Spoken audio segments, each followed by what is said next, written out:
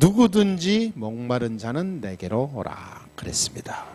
자, 한 주간 동안 우리의 영혼, 나, 모든 인생 현장을 살리는 유일한 길은 말씀, 복음의 말씀, 확실한 그리스도 외에는 없습니다. 그걸 붙잡고 한 주간 현장에서 모든 죽어가는 현장을 살리고 또 하나님의 큰 능력을 체험하고 온 줄 믿습니다. 그러면 우리가요, 그 분명한 말씀을 붙잡고 가는데 이번 주에 우리가 또 봐야 돼요. 많은 사람들은 이 목마르게 살거든요. 자, 누구든지 목마른 자는 다 내게로 오라 그랬어요. 이거는 당연히 영적인 갈증, 영적인 문제를 말하죠. 영적으로 평안이 없고 뭔가 계속 눌려 사는 영적 갈급함을 말해요. 세상에서 물을 먹으면 그 물이 내 목을 축이는데 꽤 얼마나 갑니까? 또 물을 먹어야 되죠. 먹어도 갈증 나거든요. 그런데 이 그리스도 안에 있는 생명의 말씀을 먹으면 갈증이 없어요.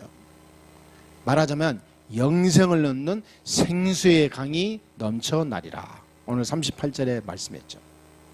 그러니까 사람은 우리가 현장을 보고 사람을 알아야 되는데요. 사람은 거의 모든 사람은 이 갈급함 가지고 살아요.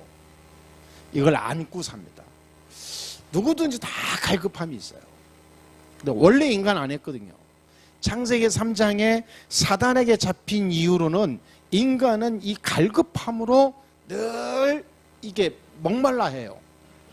돈을 많이 벌었는데도 갈급함이 목말라서 다른 이 사건이, 다른 문제가, 다른 일이 생기잖아요. 많은 어떤 권력을 쥐었는데도 뭔가 채울 수 없는 갈급함이 있는 거예요. 그러니까 이 갈급함이 채워지지 않으면 자꾸 이 다른 일이 생겨요. 자꾸 이 갈급함이, 이게 보이지 않는 영적 갈급함이기 때문에 이게 사진 찍어도 안 나오고 검사해도 안 나오는 겁니다. 그런데 이 갈급함이 있어요. 그런데 해결이 안 돼요. 많은 사람은, 없는 사람은 내가 뭔가 가지면 해결되겠지 했는데 천만의 말씀이에요. 못 배운 사람은 내가 못 배워서 그런 건가 보다, 내가 정말로 공부를 많이 하면 해결되는가 보다. 절대 안 그래요. 그러니까 사람은 가질수록 갈급함이 더 강해지잖아요. 더 많아지고. 근데 사람들은 이걸 모르게 되니까 자꾸 속아요. 나중에 어느 까지 속냐? 나이 다 먹고 뇌 기능, 신체 기능, 정신 기능, 모든 사회 활동 기능이 다 무너지고 더 희미해졌을 때 그때 조금 깨달으려고 그래요. 근데 죽기 전에 눈물 흘리면서 죽잖아요. 왜 그러냐? 내가 인생을 헛살았구나. 아무것도 아닌 것을 내가 가지려고 몸부림만 치다가 허무하게 가는구나. 그리고 거의 그래요. 죽을 때 웃으면서 막 찬양하면서 하나님 감사합니다 하면서 죽는 사람 몇 명 안 돼요. 거의 인생의 후회와 원망과 많은 어떤 공허, 허무 가운데 인생은 참 허무하구나. 내가 이루어온 모든 것은 다 아무것도 아니구나. 그러고 가요. 내가 죽어보지는 않았지만 죽는 사람 보니까 다 그래요. 다. 그래서 사람들은 이 갈급함을 채우지 않으면 다른 일이 생겨요. 그래서 어떤 사람은 이 자살도 해요. 갈급함이 채워지지 않으니까. 어떤 사람은 이 힘 있는 사람이나 이런 사람들은요, 자꾸 이 테러도 일으켜요. 지금 다른 민족도 이런 사람들은 왜 그런지 아세요? 영적 갈급함이 오는데 이거를 이길 수 없으니까 조직과 자기 민족과 어떤 그룹의 힘으로 이렇게 사회를 어지럽히는 거예요.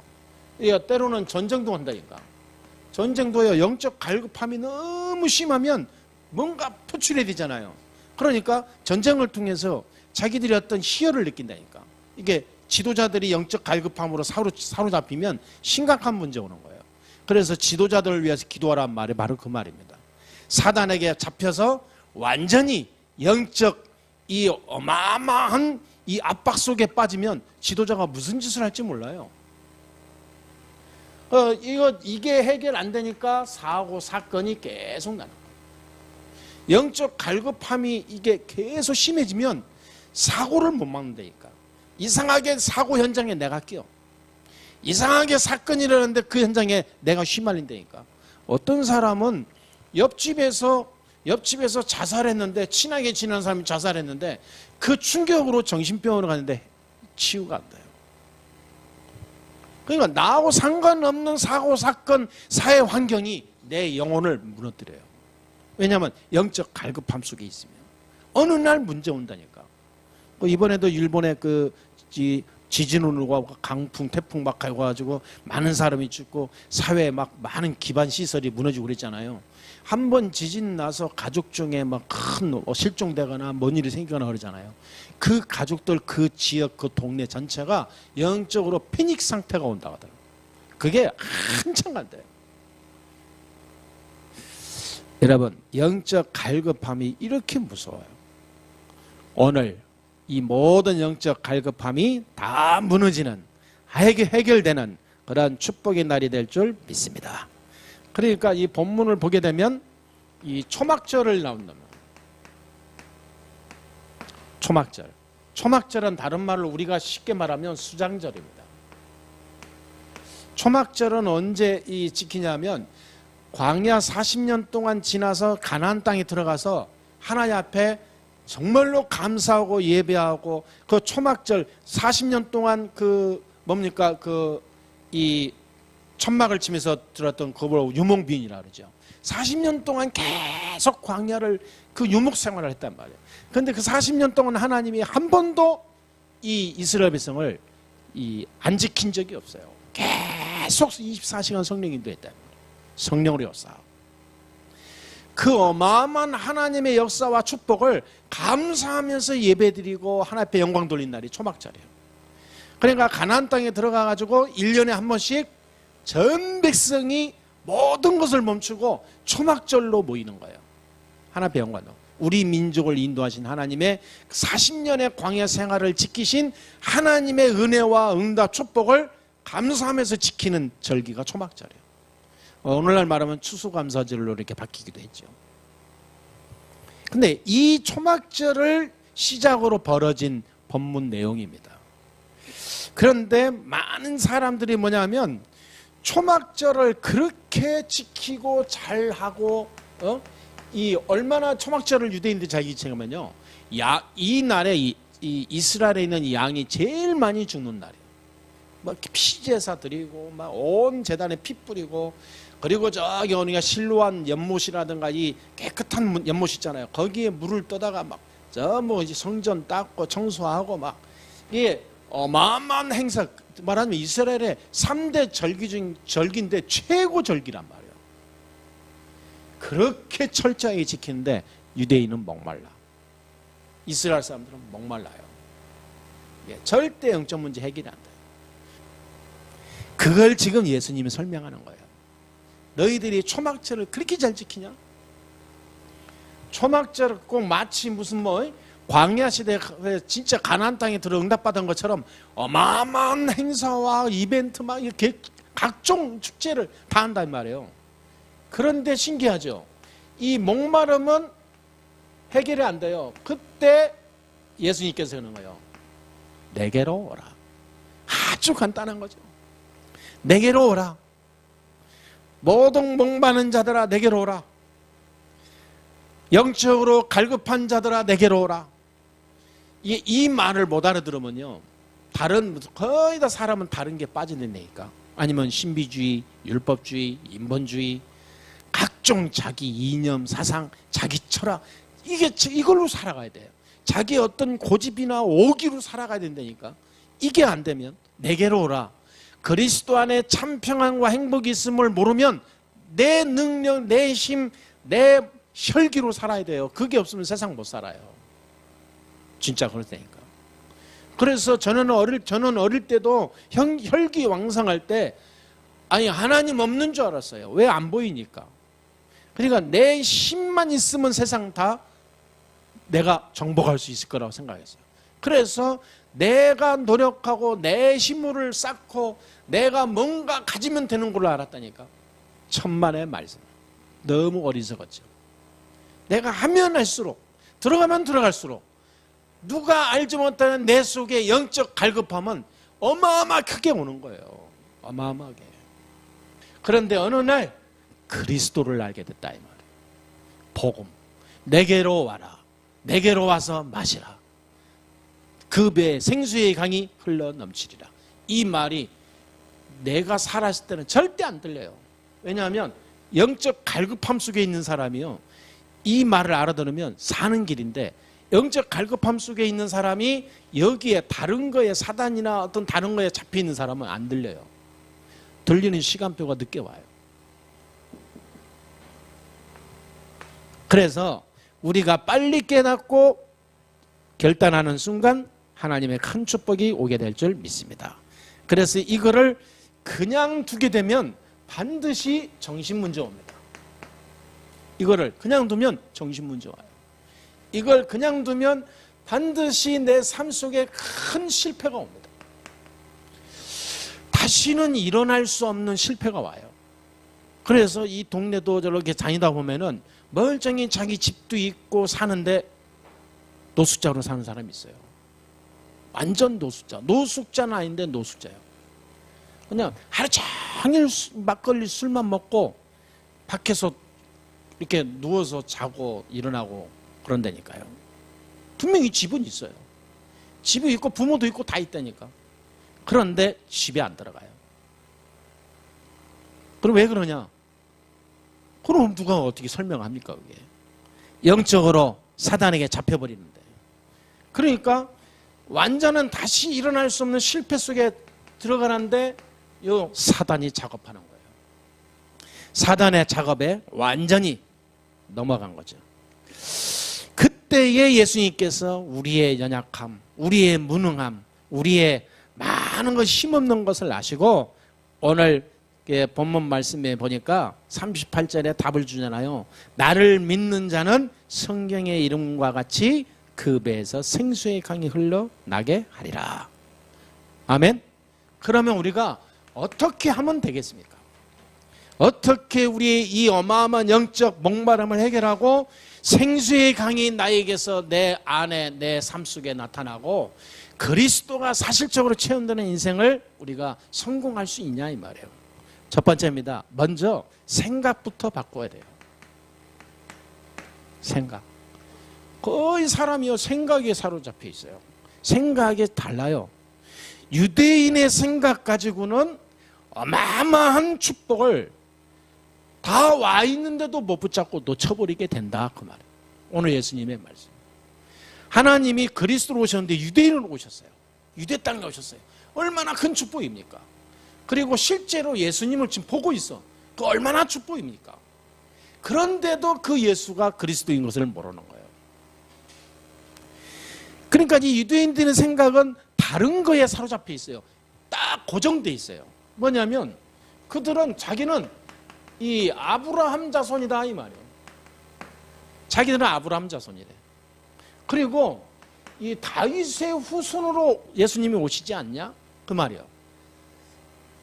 그리고 모세를 통하여 이스라엘을 구원한 것처럼 하나님이 지도자를, 그런 지도자를 보내실 것이다.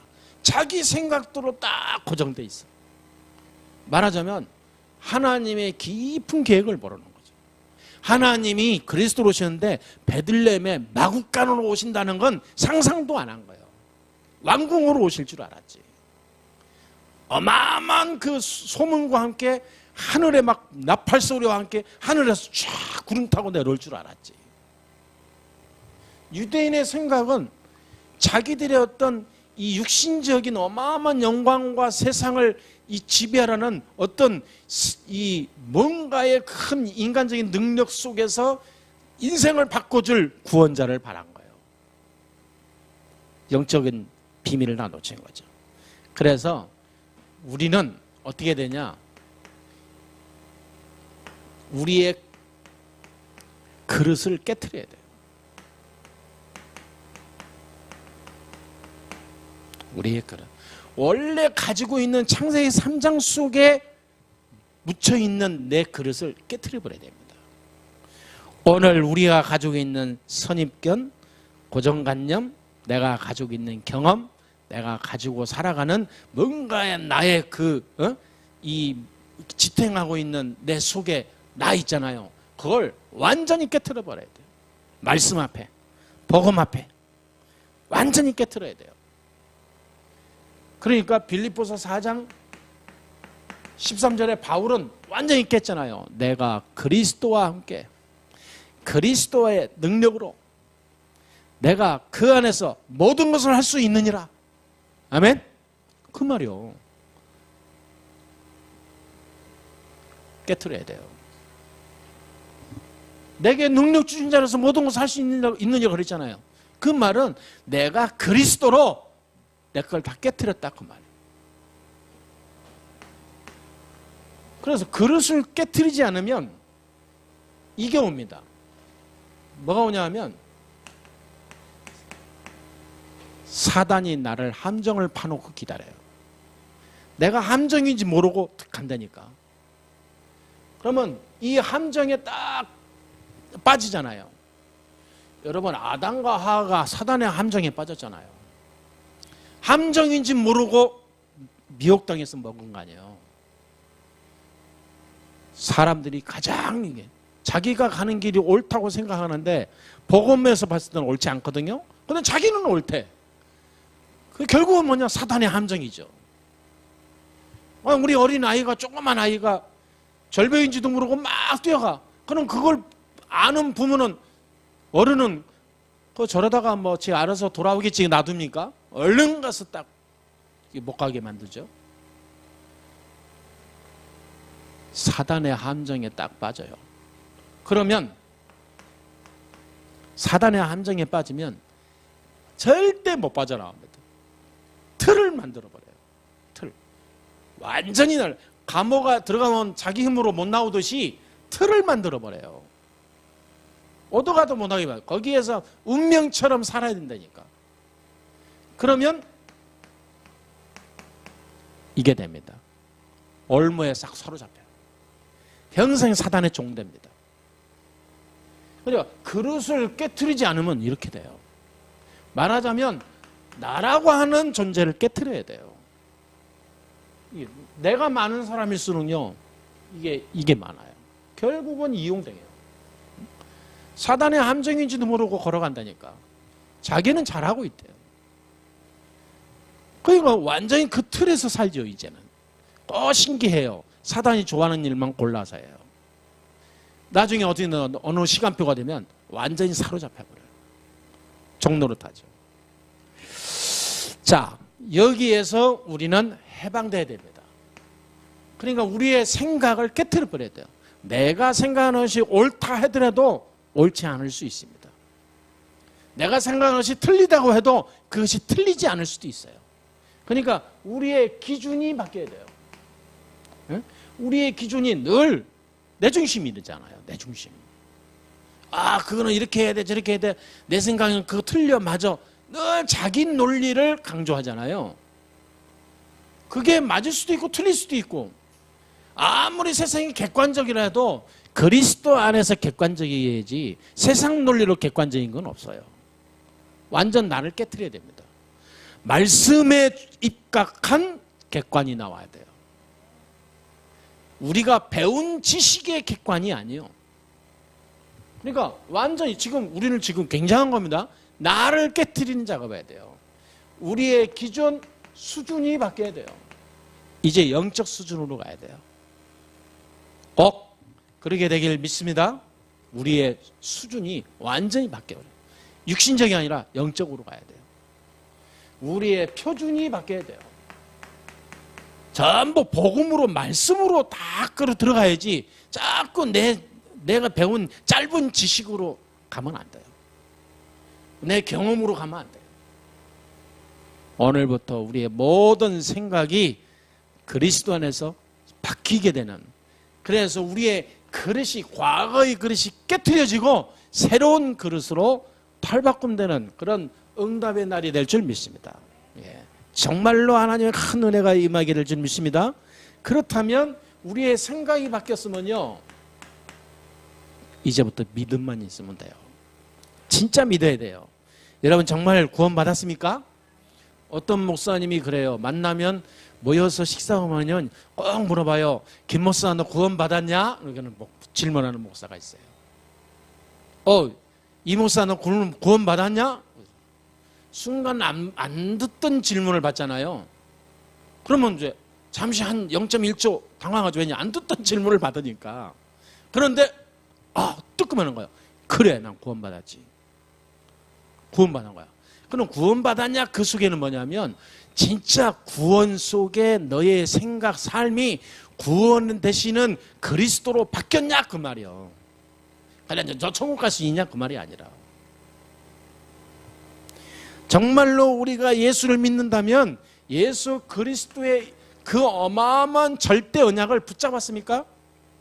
예수님이 오신 이유가 뭡니까? 예수님이 오신 이유. 예수님이 오신 이유를 분명히 알아야 돼요. 하나님의 형상을 회복시키러 왔습니다. 그렇죠? 하나님의 형상을 회복을. 그리고 요 사단의 권세를 완전히 박살내기 오셨어. 박살내기 위해서. 그렇죠? 그러면서 우리의 문제를 완전히 해결하러 오셨습니다. 그래서 예수는 그리스도요. 그래서 예수는 그리스도. 우리 인간의 해결할 수 없는 모든 문제를 해결하러 왔으니까 이 비밀이 내 개인에게로, 이 비밀을 우리 가정으로, 그렇죠?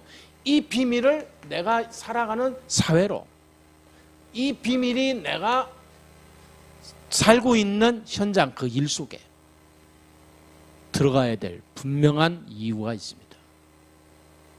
아멘? 왜 우리가 예수를 믿어야 되냐 이 말이에요. 이유를 가진 자는 다르다니까. 진짜 이유를 가지세요. 왜 예수를 믿어야 됩니까? 그리고 왜 예수가 오셔야 됩니까? 분명한 이유가 있잖아요. 그렇다면 지금부터 인생의 답은 예수 그리스도 외에는 없다. 그렇다면 38절을 붙잡고 가면 돼요. 뭐라고 그랬습니까? 나를 믿는 자는 그랬잖아요. 성경의 이름과 같이 그 배에서 생수의 강이 흘러나오리라. 나를 믿는 자는 그랬어요. 그러니까 나를 믿는 자, 성경의 말씀의 이름과 같이 그랬잖아요. 진짜 믿음은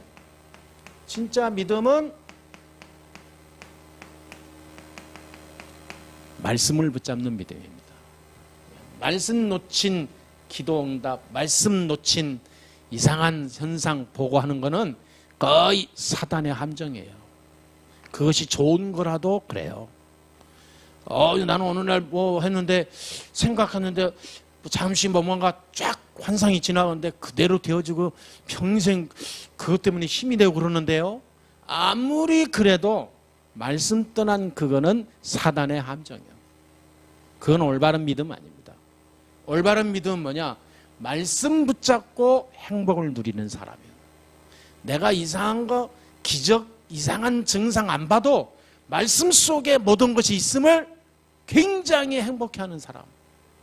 근데 그냥 말씀이 아니요. 그리스도를 아는 자의 말씀이요. 근데 말씀을 볼 때 모든 말씀 속에 그리스도가 발견돼야 돼요. 창세부터 종말까지 성경의 창세기 계시록까지 모든 내용이 그리스도란 말이에요. 그렇다면 그 그리스도 안에서 눈을 뜬 말씀을 보게 되면요, 복음의 내용이 나와요. 복음의 메시지가 나와요. 그러니까 38절에 짧은 한 절이지만 어마어마한 말씀을 한 거예요. 예수님께서 나를 믿는 자는. 그러면 그 말은 뭡니까? 이 말씀 속에 내가 있다 그 말이에요. 말씀 속에. 그런데 보통 사람들은 말씀을 붙잡고 말씀을 외우고 암송하고 말씀이 뭔가 자기의 주문 이상한 주술처럼 외우고 들어가고 막 뭔가 막 보려고 그러잖아요. 말씀 속에 그리스도가 보여야 돼요. 그런 축복이 꼭 있게 될 줄 믿습니다. 그러면 진짜 믿음이 생겨요. 어떤 믿음이 생기냐면 성령 충만한 믿음이 생깁니다. 이때부터 성령 충만이 모든 거구나, 굉장한 거나 보이게 돼요. 말하자면 새 힘이 생겨요. 어마어마한 힘을 하나님이 주십니다. 세상이 알지 못하는 힘을 내가 체험하게 되니까 누구도 못 막는 거예요. 어떤 의미로요? 어떤 때는 내 자신도 놀라는 거예요. 내 자신도. 그러면 이 믿음의 역사는 우리가 매일 체험해야 되는데 예배에 성공하면 됩니다. 하나님의 답을 다 줬어요. 우리가 예배를 왜 드립니까? 예배 속에 그 믿음의 어마어마한 증거, 행복, 누림, 많은 응답 다 있어요. 그래서 하나님이 예배를 통해서 흐름 속에 가라는 말이에요. 우리가 흐름이 있잖아요. 자전거도 흐름을 따라가야지, 자동차도 흐름을 따라가야지, 아니면 문제 오잖아요. 우리 인생도 흐름이 있거든요. 흐름을 따라가야지, 괜히 이게 뭔가 아무것도 안 맞는데 혼자 달려가면 안 되게 돼 있거든요.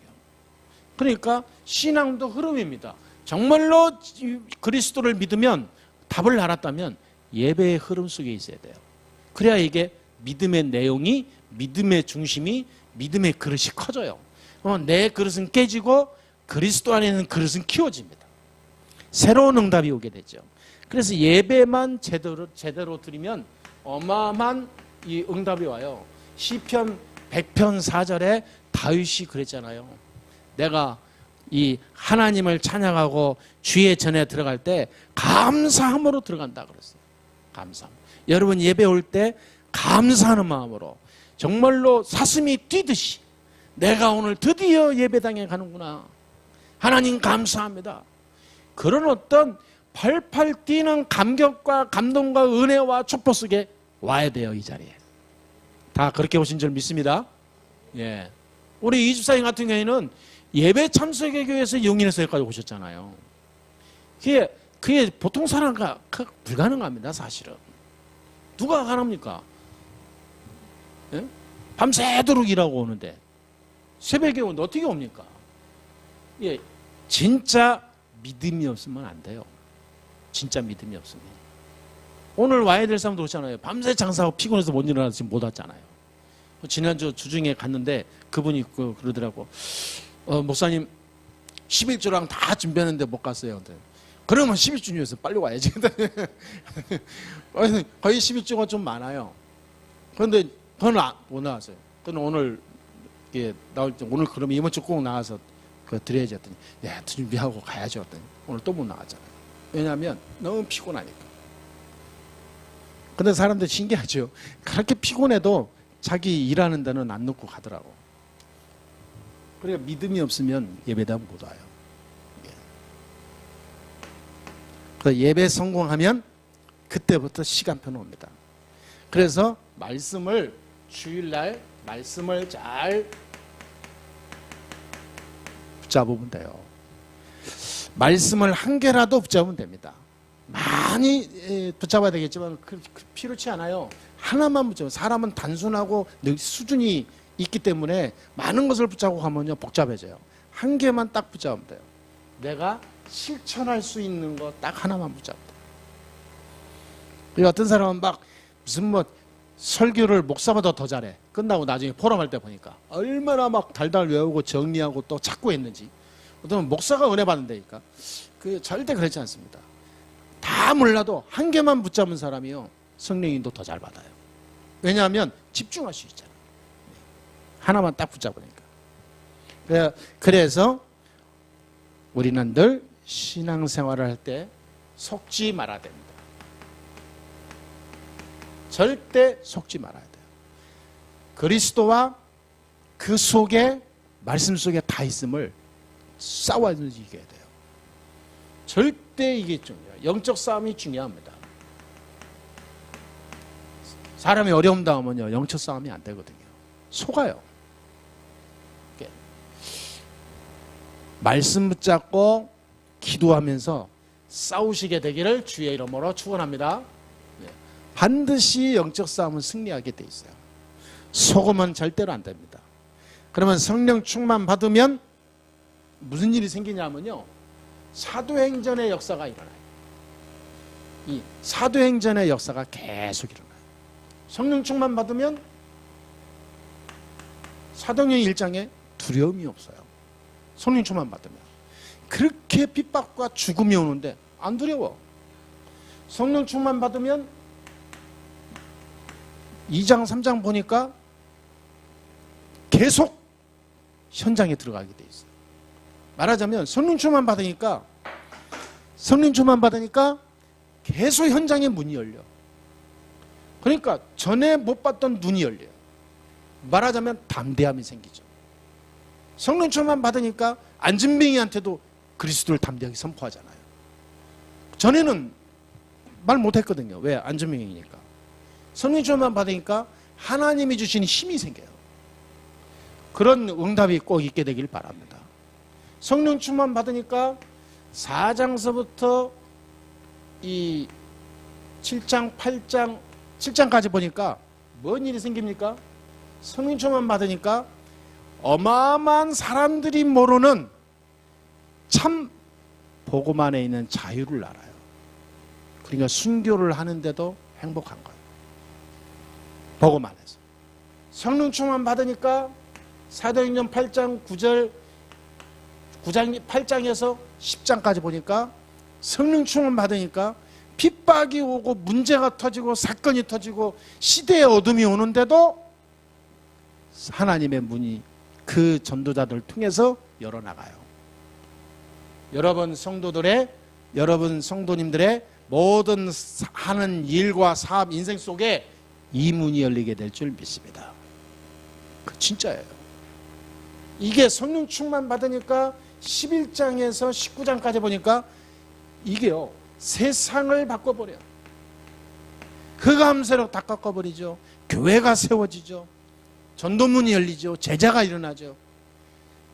현장의 어두운 세력을 다 꺾어버려요. 아멘. 여러분 그런 발걸음이 오늘부터 일어나게 될 줄 믿습니다.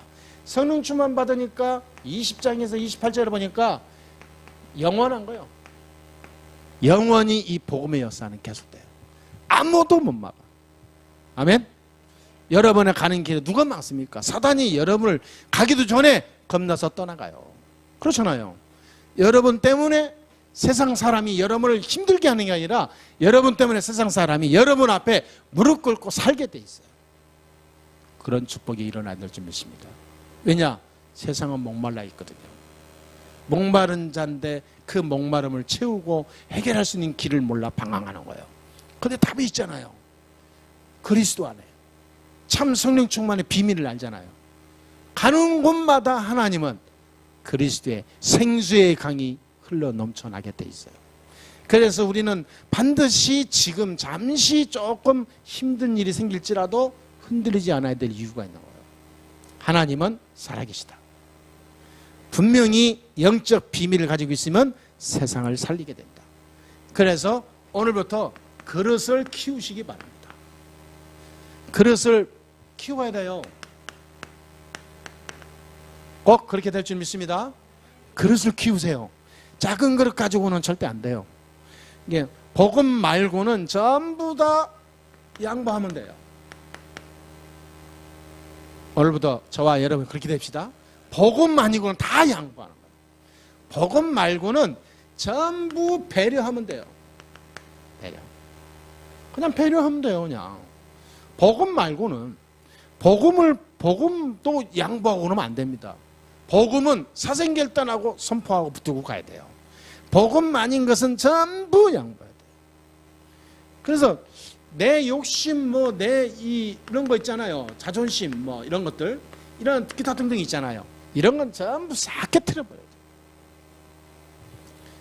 돼요. 가정 안에 복음 아니고는 다 양보하고 배려하고 도와주고 현장에서도요. 복음 아닌 거는 전부 내가 손해보더라도 다 배려하고 양보하고 웬만한 거는 왜냐? 그릇을 키워야 된다니까. 그러면요 눈이요 사람이 조그만 이 병 속에 있는 그 갇혀있는 개미를 보고 사는 것보다 넓은 사막에 있는 개미를 보는 건 달라요. 그릇이 키워야 된다니까. 복음 말고는 다 배려하고 양보하고 다 도와주고 살려주고 밀어주고. 아멘? 진짜. 그러면 어마어마한 일이 생겨요. 내가 바뀐다니까. 내가 깨져버려요. 그래서 하나님이 나와 함께 하시는 것을 누리게 돼요. 매주일 예배에 꼭 우리가 승리해야 될 줄 믿습니다. 우리가 성령 충만 달라고 기도하게 되면 하나님은 진짜 그 성령 충만 응답을 주시게 돼 있어요. 실제로 여러분의 가정과 삶 속에 기도 제목이 있다면, 이런 기도 제목이 있다면 반드시 승리하게 돼 있습니다. 우리 가정에 그리스도로 하나 되게 해 주옵소서. 그 가정이 그렇게 복음으로 원네스가 된다면 어마어마한 역사 일어나요. 우리 가정에 오늘도 건강해 주세요. 이런 기도가 아니라 진짜 세계복음화의 주역으로 쓰임받는 모델적인 가정 되게 해 주옵소서. 우리 가정이 이 땅에 목말라 있는 사람들을 살리는 생수의 강이 넘쳐나는 증거 있는 가정 되게 해 주옵소서. 여러분 진짜 기도하세요. 가정에서 기도하시고 여러분 자녀들을 놓고 기도하시고. 그래서요, 그러려면 어떻게 됩니까? 내가 그리스도로 끝내버려야 돼요. 내가 그리스도로 끝내지 않으면 기도는 하는데 겉돌아. 그러면 안 되잖아요. 하나로 흐름 속에 가야지. 영적 흐름이 있거든요. 영적 흐름은 몰고 가야 돼요. 말씀 따라 딱 그 말씀이 역사하도록 몰아가야 돼요. 그러면 몰려고 갈수록 나중에요, 태풍이 불어요. 바람이 조금씩 모아서 힘이 생기면 큰 태풍이 생깁니다. 그렇듯이 우리의 가지고 있는 말씀, 믿음 이것이 혼자서 왔다 갔다 하면 이게 힘이 생겼다 빠졌다. 만약 배터리가 충전됐다 방전됐다. 아무 힘이 없어요. 계속 밀고 가는 거예요. 한 주간 동안 계속 그리스도로 이 목마름을 채울 수 있는 어마어마한 말씀으로 여러분 힘을 모아보시기 바랍니다. 여러분 삶 속에 영적 태풍이 보게 될 줄 믿습니다. 아멘. 이 힘이 좀 넘쳐납시다. 옆 사람과 인사합시다. 당신은 최고의 사람입니다. 예.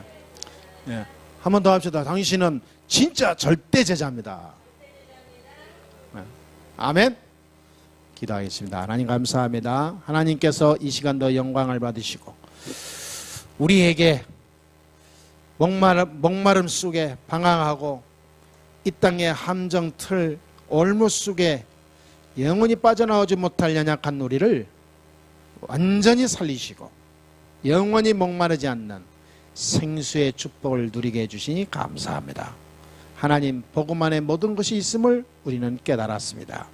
이제 이 말씀 붙잡고 작은 실천이 되어지게 해주시고 기도가 되어지게 하시고 말씀이 내 안에 붙잡아지는 영적 힘이 생기게 해 주옵소서.